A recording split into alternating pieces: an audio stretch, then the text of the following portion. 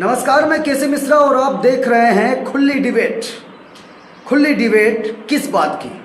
सिर्फ और सिर्फ दो ही मुद्दे इस वक्त वर्तमान सरकार के लिए नासूर साबित हो रहे हैं और वो जन जन से आवाज़ आ रही है कि महंगाई है, महंगाई है। सखी सैया तो खूब ही कमात है, महंगाई डायन खाया जाता है। ये गाना तो आपने सुना ही होगा, लेकिन वास्तविकता में इसका इम्प्लीमेंट होने लगा है। जहां पर भी कवरेज करने चाहिए, जहां पे भी ग्राउंड रिपोर्ट लीजिए, पब्लिक ओपिनियन लीजिए, ये बात खुल के सामने आ रही है कि महंगाई ने आज की डेट में लोगों को खासा परेशान कर रखा है और साथ ही साथ उसकी सहेली बन गई है बेरोजगारी। ये दोनों मुद्दों से निजात दिलाने में कहीं न कहीं हमारी वर्तमान सरकार परेशान सी हो गई है। ऐसे में हमने आज एक डिबेट बुलाई है और उस डिबेट को होस्ट करने का पूरा संकल्प पूरी पारदर्शिता के साथ हमने लिया है।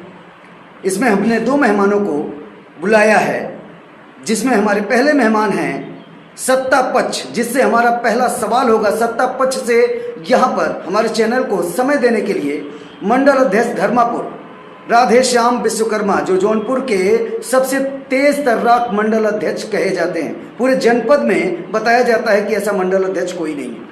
मैं उनको इस डिबेट में इसके लिए बुलाया हूँ कि उन पर ये सवाल हो और उसका जवाब हो अपने दृष्टिकोण से दे सकें। और दूसरे मेहमान हमारे हैं समाजवादी पार्टी के जिले के ब्राह्मण चर्चित चेहरे रत्नाकर चौबे जी, जो जफराबाद विधानसभा से टिकटार्थी भी हैं, टिकट की होड़ में हैं। खासा अच्छी खासी लोकप्रियता है इनकी जफराबाद विधानसभा में। पिछले 15 साल से ये लोगों के बीच बने हुए हैं, इस बात को हम भी अच्छी तरीके से जानते हैं। हमारा पहला सवाल रहेगा राधेश्याम आपसे कि महंगाई की मार, ये नारा आपका हुआ करता था जब आप सत्ता से बाहर हुआ करते थे कि बहुत हुई महंगाई की मार, अब की बार मोदी सरकार। आज वही महंगाई अपना रौद्र रूप दिखा रही है, जिस पर आप क्या अपना बयान क्या है, दृष्टिकोण क्या है? हमारा सवाल आपसे। पहले तो मैं अपने क्षेत्र की जनता को प्रणाम करता हूं और जैसा कि आपने प्रश्न किया कि पहले आप लोग महंगाई की बात करते थे 2013 से 14 से पहले, लोकसभा से पहले, तो अभी एक गाना आपने गाया, महंगाई डायन जान खाई जा रही है। तो आज की परिस्थिति और 2014 की पहले की परिस्थिति क्या थी, ये आप भी जानते हैं, हम सभी जानते हैं। रही बात आपकी के अनुसार की महंगाई, जनता आपसे करेगी महंगाई है, महंगाई है, महंगाई है। मैं तो कह रहा हूं कहीं नहीं महंगाई है। आप बता दीजिए, वह घर भी बिटिया की शादी में बाइक दे रहा है, वह घर भी बेटे की शादी में बाइक लेना चाह रहा है, जिसके पास रहने के लिए पक्का मकान नहीं है। उस पक्का मकान को बनवाने के लिए कटिबद्ध हैं हमारे यशस्वी प्रधानमंत्री जी और कटिबद्ध हैं हमारे यशस्वी मुख्यमंत्री जी। अभी आप 2 दिन पहले देखे होंगे कि उत्तर प्रदेश के यशस्वी मुख्यमंत्री जी, देश के यशस्वी प्रधानमंत्री नरेंद्र मोदी जी ने विभिन्न जनपदों में कार्यक्रम करवा करके गरीब जनता को, जो कह रहे हैं कि महंगाई मार रही है, जनता गरीब नहीं, जनता कह रही है महंगाई मार रही है। ये तो विपक्ष को राजनीति करने का कोई मौका नहीं है, इसलिए कह रहे हैं महंगाई है। विपक्ष से याद आया, आवाज सुन लीजिए मेरी पूरी बात। आवास की चाबी वितरण की गई जी, और उन्हें उस आवास छत, जो पक्का मकान उनके पास नहीं था अब तक, वो कार्य करने का कार्य माननीय देश के यशस्वी प्रधानमंत्री जी ने किया, उत्तर प्रदेश के मुख्यमंत्री आदित्य योगी जी ने किया। आप महंगाई की बात कर रहे हैं, महंगाई कहाँ महंगाई भाई? महंगाई 3 चीजों पर है राधेश्याम, महंगाई 3 चीजों पर है। पेट्रोल, डीजल और रसोई चलाने वाला गैस सिलेंडर। और गैस सिलेंडर की बात है, किस गैस सिलेंडर की बात कर रहे हैं आप? 2013 के पहले गैस सिलेंडर की आप लिस्ट उठा के देख लीजिए। 1000 से लेकर के 1100 रुपए, 800 रुपए गैस सिलेंडर मिलता था। लाइनें लगानी पड़ती थी, 3-3 दिन तक, 4-4 दिन तक, हफ्तों तक सिलेंडर नहीं मिलता था जनता को। आज योगी जी की देन है, प्रधानमंत्री जी की देन है कि वही गैस सिलेंडर आप देख लीजिए कम पैसों मिला और सब्सिडी भी मिल रही है। हम यहाँ पर जवाब चाहेंगे रत्नाकर चौबे जी, आप अपना दृष्टिकोण बताएं कि वाकई में जो महंगाई को एक सिरे से नकारने की कोशिश में लगे हुए हैं राधेश्याम, जबकि वर्तमान सरकार में वो एक पदाधिकारी हैं और उनका अपना एक दायित्व भी है कि हम किसी भी तरीके से कोई भी जो प्रहार हो उससे बच सकें। आप अपना दृष्टिकोण बताएं कि महंगाई अगर नहीं है तो कैसे, और है तो कैसे। आपको बहुत बहुत धन्यवाद है। पहले तो हम क्षेत्र की जनता को प्रणाम करते हैं, अभिवादन करते हैं उनका। ये भारतीय जनता पार्टी के लोग, जैसा कि अभी आपके वक्तव्य विश्वकर्मा जी का आपने सुना, अब पूरी जनमानस जनता सुन रही है, महंगाई नहीं है, इनका कहना है। देखिए, भ्रष्टाचारी लोग जो भ्रष्टाचार में डूबे हैं, जो रात दिन दलाली करके अनाप शनाप पैसा कमा रहे हैं, उनके लिए महंगाई नहीं है। लेकिन जो आम गरीब किसान मजदूर नौजवान जो खेतों में काम कर रहा है, जो गांव में रह रहा है, जो कि झोपड़ी में रह रहा है, उससे जाकर के पूछिए कि वह डीजल पेट्रोल की जो किल्लत है, जो महंगाई मार पड़ रही है जनता के ऊपर, आज वह महंगाई को लेकर के, डीजल को लेकर के आप विचलन करिए जा करके। लोग अपने खेतों की जुताई नहीं कर पा रहे हैं। किसान जो है वो अपने खेतों की रुपाई नहीं कर पाया।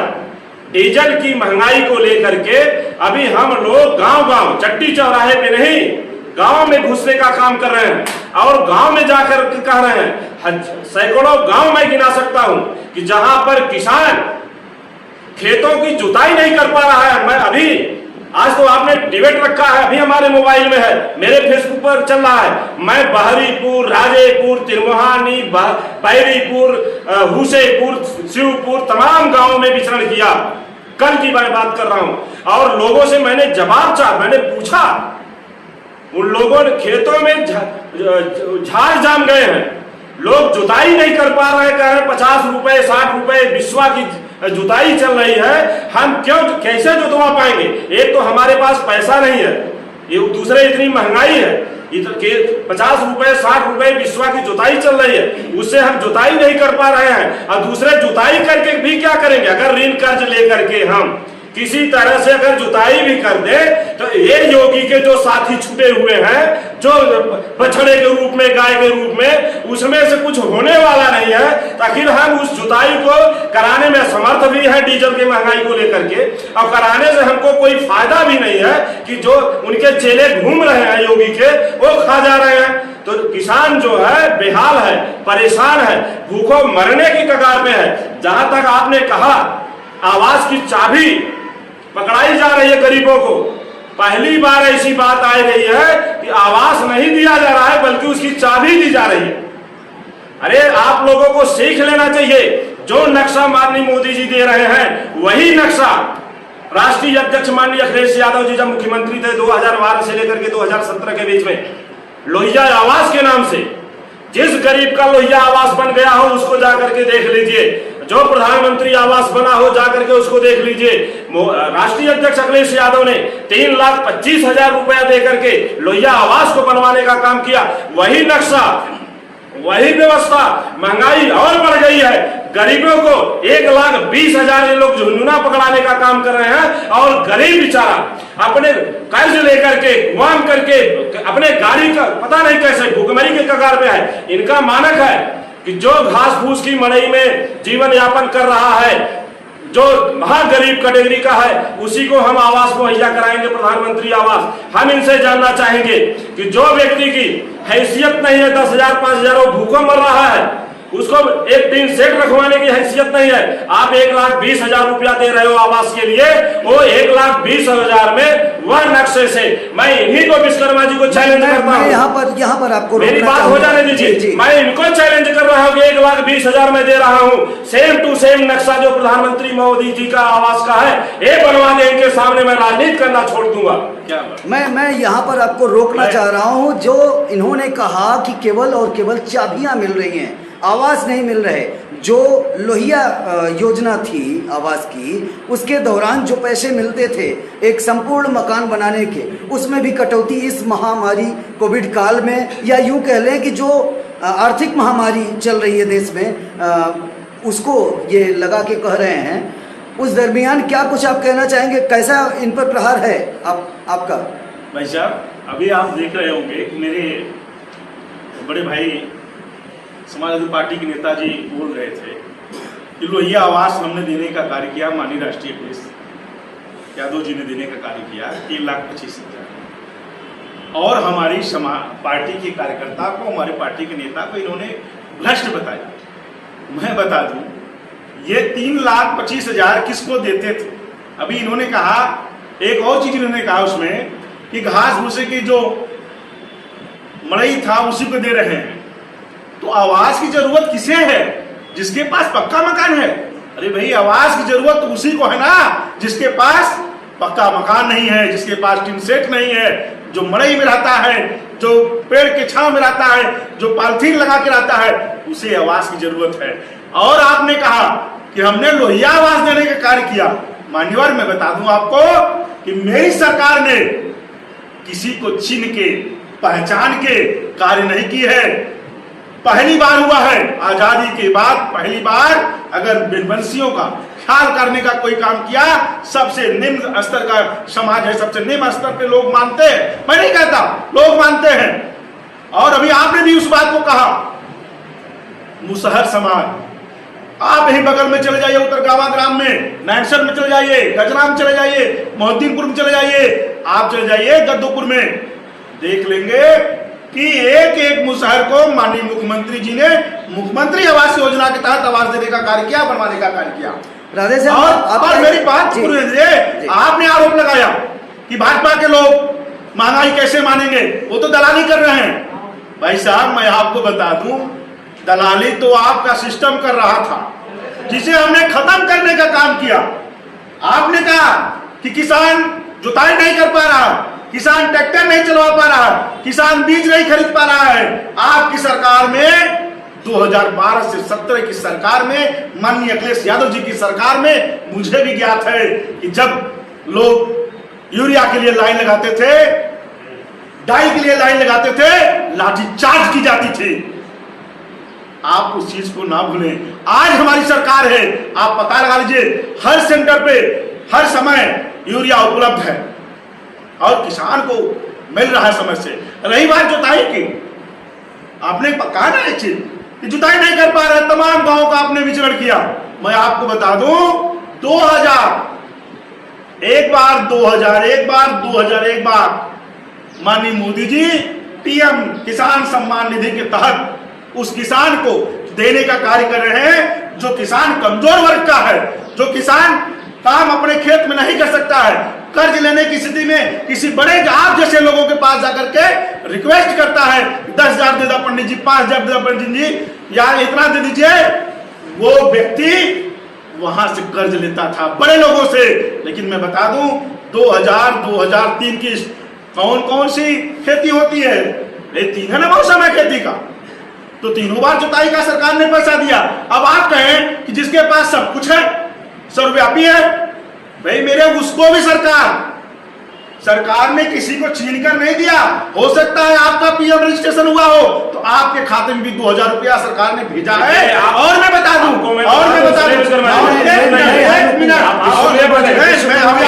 अभी आप बोले, मैं नहीं रुका, अभी आपने बोला, देखिए किसानों को भिक्षा नहीं चाहिए। 2 मिनट, आप जब सरकार में नहीं थे, आप कर करके आए थे, हम किसानों के आय को दुगुना करने का काम करेंगे। 2,000 रुपया किसानों को भिक्षा नहीं चाहिए, उनके आय को दुगुना करने का काम करिए। आप अभी यूरिया की बात आपने उठाया है। समाजवादी पार्टी में चाहे वो सचिव कार्यालय रहा हो, जिसको बोलते हैं वो आपका जहां से खाद बीज मिलता है, चाहे दुकान रहे हो प्राइवेट, हर जगह पर खाद, डाई, यूरिया मनमाने ढंग से लोगों को मिल रहा था। लेकिन आप लोगों ने किसानों के साथ चोरी करने का काम किया। आपने बोरी में 5 किलो यूरिया चुराने का काम किया। पहले 50 किलो की बोरी आती थी, आपने 45 किलो करने का काम किया। आप लोग चोर हैं, 5 किलो चोरी करने का काम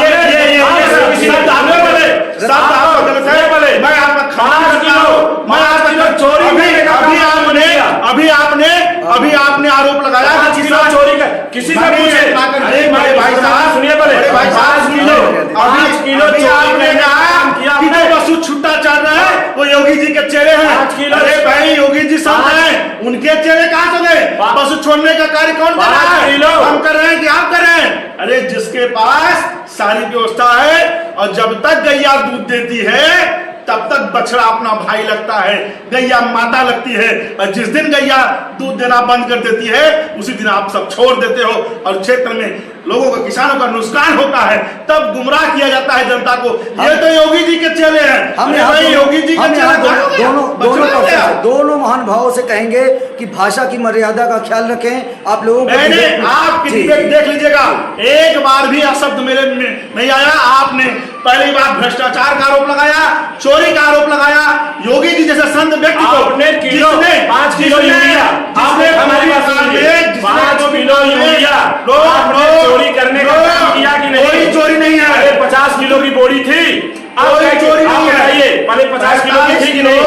हम आपसे पूछ रहे हैं, हमारी आपकी बात सब लोग सुन रहे हैं। 50 किलो की बोरी थी पहले कि नहीं? 50 किलो की बोरी थी, तब 5 किलो चोरी के करने का कार्य आप करते थे, आपके सचिव अधिकारी करते थे। भाई 48 किलो होता, आप चलिए देख लीजिए, 48 किलो बोरी का दाम जितना लिखा होगा इससे अधिक इस समय अगर कोई कोऑपरेटिव, कोई एजेंसी लेती है तो चैलेंज करता हूं उस एजेंसी आप का। बता रहे हैं ना कि बताइए कि बोरी 5 किलो की आ रही है। 5 किलो की बात से याद आया, 5 किलो राशन भी सरकार ने फ्री दे रखा है इस वक्त, और गांव-गांव में ये योजनाएं चल रही हैं, लोग लाभान्वित हो रहे हैं। राधे श्याम, आपसे हमारा सवाल सीधा रहेगा कि अपने 5 किलो की उस योजना को बताइए जो मुफ्त राशन की है, और बाद में हम रत्नाकर भाई से भी जवाब लेंगे उस पर। सही कहा। अब 5 किलो राशन की बात है, अभी मैं कहूंगा कि राशन सरकार हमारी इसलिए दे रही है कि कोविड काल था, ये हम सभी जानते हैं। बहुत बड़ी वैश्विक महामारी थी, देश के यशस्वी प्रधानमंत्री जी ने एक बहुत बड़ा निर्णय लिया, सरकार के खजाने से गरीब जनता के लिए एक यूनिट 5 किलो प्रति व्यक्ति माह में 2 बार देने का कार्य करे। एक बार नहीं, माह में 2 बार निःशुल्क अन्न वितरण करने का कार्य कर रही है सरकार। और किसी गरीब व्यक्ति के लिए जो कुछ नहीं कर पाया कोविड काल में, जिसके पास कोई व्यवस्था नहीं थी, अगर माह में 2 बार उसको अन्न मिल गया, अनाज मिल गया, तो कम से कम उसका जीवन यापन हो सकता था। दूसरी बात बता दूं, उसी कोविड काल के दौरान आप पता लगा सकते हैं विकास खंडों में जाकर के कि ठेले खोमचे वालों को 1000 रुपए देने का कार्य, एक तरह से उनका मदद करने का कार्य सरकार ने किया। अरे भाई, आपकी सरकार थी, हम तो ऐसे बड़ी वैश्विक महामारी में जहां पूरा विश्व घिर गया था, जहां सबकी नसें सूख गई थी, आप, मुझे लगता नहीं, मैं हृदय से बता रहा हूं, आत्मा से, आपकी भी आत्मा यही कहेगी कि जिस समय कोविड काल चल रहा था आप भी डर रहे थे, हम भी डर रहे थे, पूरा सर्व समाज, पूरा विश्व डर रहा था कि कहीं ये घटना हमारे साथ, हमारे परिवार के साथ ना हो। तमाम ऐसे लोग जिनके परिवार में एक व्यक्ति के पास हो जाता था, कोई जाने का कार्य नहीं करता था, लेकिन उत्तर प्रदेश के यशस्वी मुख्यमंत्री, धन्य हो प्रभु, हे ईश्वर, मैं तो कहता हूं बार बार योगी जी को धरती पे जन्म दो, जिसने अपने पिता के मरने के बाद भी, मृत्यु के बाद भी उनकी श्रद्धांजलि में जा सके, जनता की सेवा करने के लिए दिन रात वह व्यक्ति, वह मुख्यमंत्री, उत्तर प्रदेश के यशस्वी मुख्यमंत्री जी ने दिन रात जनता की सेवा की चिंता की कि कैसे अपने क्षेत्र की जो जनता, अपने उत्तर प्रदेश की जनता जो बाहर से अन्य प्रदेशों से आ रही, उनकी सुरक्षा व्यवस्था सब बसें लगा करके, हर जगह पे फोर्स लगा करके, सहयोग कर करके, तमाम कार्यकर्ताओं के माध्यम से जलपान की व्यवस्था, अन्न वितरण की व्यवस्था, भोजन की व्यवस्था।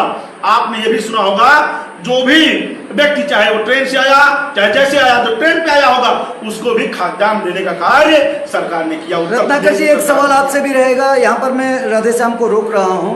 रत्नाकर जी, आपसे ये सवाल रहेगा कि जो अन्न वितरण हो रहा है, वो अन्न योजना के तहत लाभान्वित हो रहे हैं वो लोग, भारतीय जनता पार्टी इसे सेवा बताती है, वहीं आपकी पार्टी से ये बार बार सुनने को आ रहा है कि ये अवसर परस्ती है और इस अन्न के पीछे एक एक वोट का हिसाब छिपा है। आप इस पर क्या कहना चाहेंगे? ये आरोप आपकी पार्टी का है। मैं जो बोल रहा हूँ उसको ध्यान सुनिए, चूंकि आप ही, हम नहीं, इस क्षेत्र के लोग, समाज के लोग सुन रहे हैं। अन्न योजना हमारे देश में समाजवादी पार्टी के द्वारा अंत्योदय के माध्यम से जो अपाहिज, बहुत निचले दबे कुचले लोग थे, उनके लिए अंत्योदय कार्ड, जिस पर एक कार्ड पर 35 किलो गल्ला उपलब्ध कराया जा रहा था। मैं रोकूंगा एक मिनट, भाई साहब एक मिनट, मैं सिर्फ बीच में आपने बोला, एक मिनट, बीच में भी आप, मैं बोल रहा था, बोले थे अंत्योदय पूरे देश में, अंत्योदय पूरे देश में, इनका संबोधन है। अंत्योदय पूरे देश में इनकी सरकार ने लागू किया। अंत्योदय मान्यवर बड़े भाई साहब, अंत्योदय अटल जी ने लागू किया था। मैं जो कह रहा हूं सुनिए पहले उसके अपने कार्यकाल की उपलब्धियां गिना पहले देश में, पहले सुनिए, देश में पूरे देश में। शर्मा जी सुनिए, आपसे तेजी आवाज में अपने कार्यकाल की उपलब्धियां गिना रहे हैं। आपने कहा भाई साहब ने कहा, हमने भी सुना। उत्तर प्रदेश में अंत्योदय कार्ड गरीबों के लिए बनाई गई थी। बीपीएल कार्ड के माध्यम से उन 70% लोगों को गल्ला मुहैया कराया जाता था जो गरीब किसान मजदूर तबके के लोग गांव में रहते थे, जो जिनके पास साल भर के लिए 12 महीने के लिए अन्न व्यवस्था उत्पन्न नहीं हो पा रही थी, उनके लिए वो बीपीएल कार्ड जो है उनको बीपीएल के माध्यम से अन्न जो है उनको मुहैया कराया जाता था। आपने महामारी का बात किया। अभी आपने देखा कि जिस समय लॉकडाउन लगाया गया था, सारे जनमानस करा रहे थे कि बॉम्बे से 4 व्हीलर से लोगों को चलना पड़ता है। एक बार रूह कांप जाती है कि 4 व्हीलर से मुंबई जाना है, जो 1700 किलोमीटर दूरी रखता है। यहाँ से लोग पैदल चले हैं, साइकिल से लोग चल दिए, मोटरसाइकिल से लोग अपने परिवार को लेकर के चल गए। तमाम लोग बेचारे बंबई से चलने में, जौनपुर आने में, बनारस बलिया पहुंचने में जो बेचारे अपने प्राणों की आहुति दे दिए, मर गए, पानी के लिए तरस गए, भोजन के लिए तरस गए इस बीजेपी के सरकार में। उनके लिए कोई प्रकार की किसी प्रकार का कोई सुविधा मुहैया नहीं कराया गया। तमाम समाजवादी पार्टी के लोग, आप लोग देखे रहे होंगे, सड़कों पे बिस्लेरी देने का काम, नाश्ता पानी व्यवस्था देने का काम उन्होंने किया।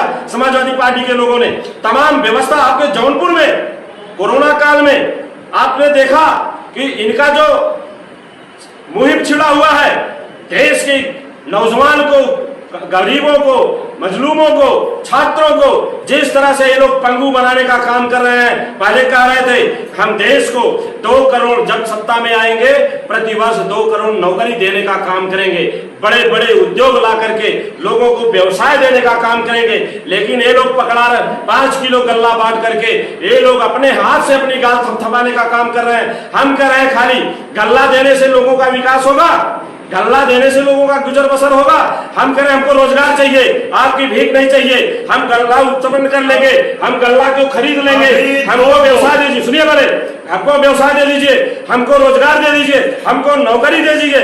इस तरह कोरोना काल में आप अभी जाकर के देख लीजिए, अभी कुछ दिन से 1-2 दिन से कॉलेज खुले हैं, विद्यालय खुले हैं। नहीं, उस समय जिस समय आम छोटे तबके के व्यवसायी भूखों मर रहे थे, एक मिठाई की दुकान बंद करा दी गई थी, पंचूरन किराना की दुकान बंद करा दी गई थी, तमाम दुकानों को बंद कराया गया। इसलिए दुकानों को बंद कराया गया, सुन लीजिए, एक भी दुकान पंचूरन लॉकडाउन में सारे दुकान बंद कराए गए।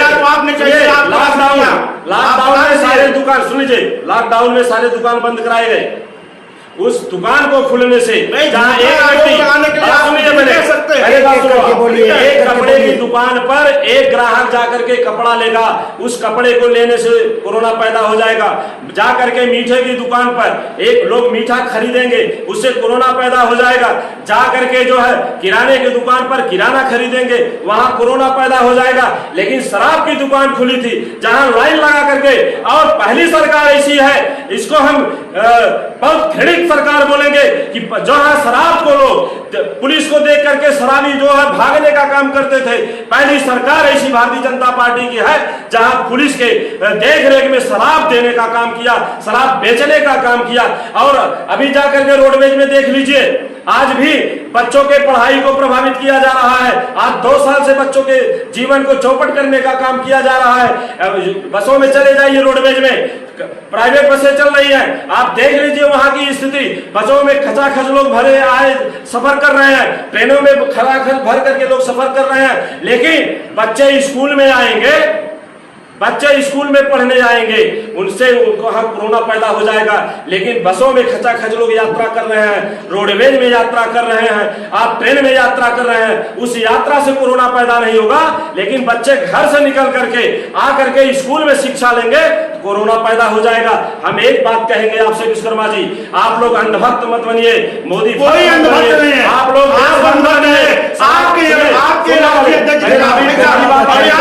अभी आपके बात अभी आप मेरी बात सुनिए। अभी आप आप समाज हित की बात, मेरी बात सुनो, अंधभक्त आप आप समाज हित की बात करो, आप समाज के हित की बात करो।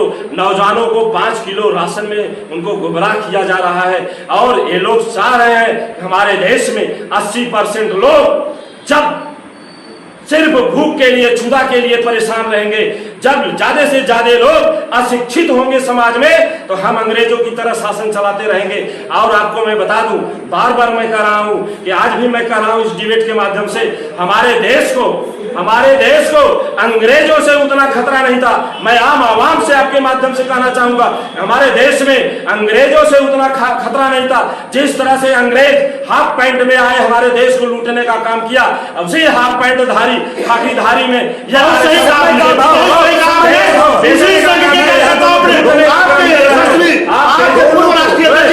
गोली चलवाने का काम किया। किस समाज की बात करते हैं आप?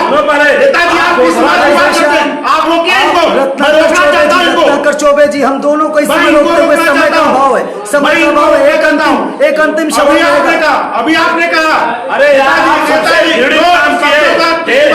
सत्ता पाने के लिए आपने कहा कांड करवाया, पुलवामा जैसा कांड आप लोगों ने करवाया। मैं चलने नहीं कर रहा हूँ, सत्ता पाने के लिए कांड करवाया, रत्नाकर जी आपको यहाँ पर रोकूंगा। राधे श्याम आप बोलिए और आपसे अंतिम प्रश्न रहेगा, क्योंकि समय इजाजत नहीं दे रहा। किस बात का समय नहीं इजाजत देता?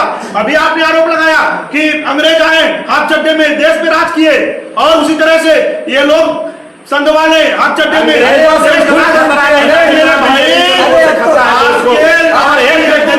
जो सत्ता में आने के पहले गोली चलवाने का काम किया। सत्ता में आने के पहले अब वो फेंकू ना हो गए हैं, अब देश को बेचने का काम। अरे वो तो फुल पैंट में आ गए सर। चले जाइए नागपुर में जाइए, अंग्रेजों के निवास में बैठे पड़े हैं। देखिए मैं हाथ जोड़ता हूँ, विनती करता हूँ आप लोगों से, मैंने दोनों को शालीनता पूर्वक बुलाया, मैं तो शालीनता लेकिन यहाँ पर ये आरोप है, आरोप झूठा आरोप नहीं आप बता दीजिए। लोग हैं, अगर हमारे राष्ट्रीय अध्यक्ष हमारे प्रदेश के हमारे देश में एयरपोर्ट जो है अडानी के दिया गया, उद्योगपतियों को बेच दिया गया। आप दूसरे को भी बोलने का मौका दीजिए ना। बोलेंगे क्या, इनके पास क्या है? जब से आए हैं तब से गरीबों का शोषण कर रहे हैं, देश को बेचने का काम कर रहे हैं, धर्म को बेचने का काम कर रहे हैं, लाल किला को इन लोगों ने बेचने का काम किया। सबसे बड़ा हिंदुस्तान के आजादी के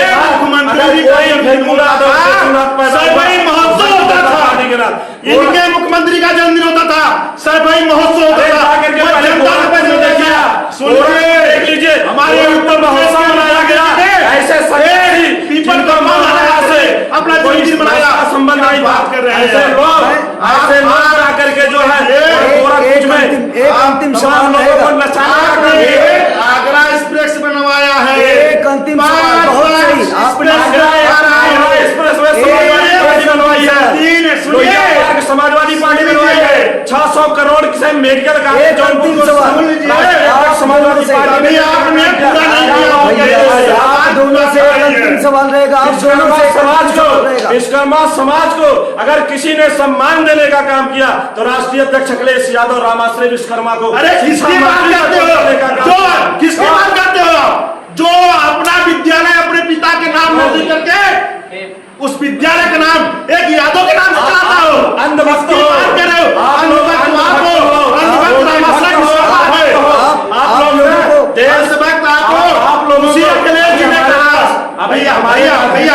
भैया मेरे पास सुनो, हमारे पास वीडियो है, भैया मेरे पास गरीब किसान मजदूर को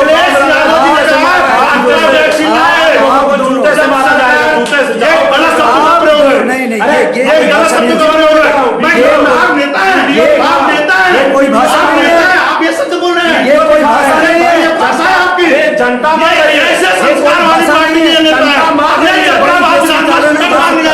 अरे दुर्भाग्य होगा जनता पर, जबराबाद की जनता को अगर इनको टिकट मिल जाएगा तो। अरे भाई साहब, के लोग क्षेत्र में जा रहे हैं, जूता नेता कोई भेदभाव नहीं किया। जमानत नहीं आपने बचेगी। समाज के नेता उनकी के जमानत नहीं बचेगी। Doctor KP. यादव के घर जाकर भैया, मैं माननीय विधायक आपसे भी कह रहा हूँ, आपसे भी कह रहा हूँ। भैया, मैंने आप बात कर रहे हैं। भैया, मैंने युद्ध नहीं बुलाया था। खोजना पड़ेगा। मैंने डिबेट बुलाई थी, बहस कराई थी, नहीं बुलाया था। इनकी गुंडाई इतनी है, इन्होंने कहा कि कोविड की वैक्सीन लाओ। जब कोविड की वैक्सीन आ गई तो इनके राष्ट्रीय अध्यक्ष जी ने कहा, जिनके अंधभक्त है, कि ये भाजपा की वैक्सीन है, इसे मत लगवाना। और जब अपने ऊपर पड़ गया तो जाके चोरी से वैक्सीन लगा करके फोटो खिंचवाइए। मेरा अंतिम अरे प्रश्न, भाई, राधे श्याम जी, आपसे मेरा अंतिम प्रश्न रहेगा सत्ता पक्ष से। मेरा अंतिम प्रश्न रहेगा सत्ता पक्ष से। बदहाल सड़कें आज भी ज्यों की त्यों पड़ी है, कारण जानना चाहूंगा। कोई बदहाल सड़कें नहीं। जिस पार्टी के नेता है, मैं ग्राम सभा कबरुद्दीनपुर को केवल बात उठा दूं, सबकी बात छोड़ दीजिए। ग्राम सभा कबरुद्दीनपुर में उस रास्ते को भी बनवाने का डॉक्टर हरेंद्र सिंह जैसा विधायक ने कार्य किया, जहां पे समाजवादी पार्टी के गुंडे गट्टा खुला के चलते हैं। कबरुद्दीनपुर पश्चिम बस्ती देख लीजिए, पिच रोड का सपना नहीं देखे थे। 5 साल इनकी सरकार थी, त्रिपाठी जी यहाँ से विधायक थे, और समाजवादी पार्टी की सरकार में वो पिच रोड नहीं हुई। आप यही चलिए मेरे साथ, यही बगल से मालती देवी के पूरब से पिच रोड गया है रेलवे लाइन तक, वहीं से फिर फल गया है, पूरब चला गया, पश्चिम चला गया। स्टेट बैंक नहीं, मैं दूर नहीं, आप सड़क की बात करना, यही स्टेट बैंक से जहाँ पे 3 बार मार्केट में जहाँ पे वहाँ कार्य चल रहा है, इमलो चले जाइए, चल रहा है, हौज से कार्य चल रहा है, जफराबाद से इमलो चले जाइए, आप इटाए चले जाइए, आप बढ़िया चले जाइए, किसी रास्ते पे डोर नहीं पाएंगे। पहले गड्ढों में सड़क होती थी, गड्ढों में सड़क हो रही है, पहले सड़कों में गड्ढा हुआ करता था। 5 साल आपकी सरकार चला, हो गई है।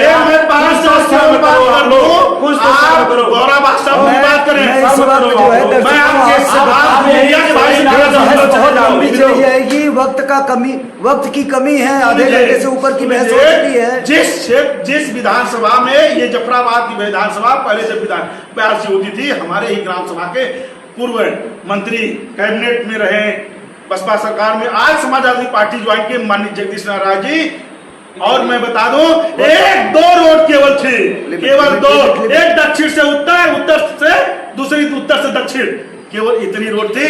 आज जाके देखिए कीर्तिपुर की दशा, आगे फिर बुलाया जाएगा, आगे फिर बुलाया जाएगा। भाई साहब सुन लीजिए, आप रोड की बात करें, जितना विकास किया आपसे बात की राजनीति करते हैं, अभी ने आरोप लगाया जाकर के देख लो, ये आरोप लगाया कि विश्वकर्मा समाज को सम्मान देने से पानी छू रहा है, इतना भ्रष्टाचार बचा है। जिस भारतीय जनता पार्टी के लोगों को बड़े भाई से चलने की आरोप लगाया, फॉर्चूनर से चल रहे हैं, विश्वकर्मा समाज को सम्मान देने से केवल समाजवादी पार्टी को सिर्फ बना करके, अरे मेरे भैया, दोनों लोगों से सम्मान योजना आधे घंटे का वक्त चला गया है, योगी जी ने किया, मोदी जी ने आधे किया घंटे है। का वक्त चला गया है, अब इजाजत का वक्त आया है, फिर से डिबेट बुलाई जाएगी। आप यही दोनों रहिएगा, आप लोगों को लड़ने में बहुत दिलचस्पी नहीं, होगी। कोई लड़ना नहीं।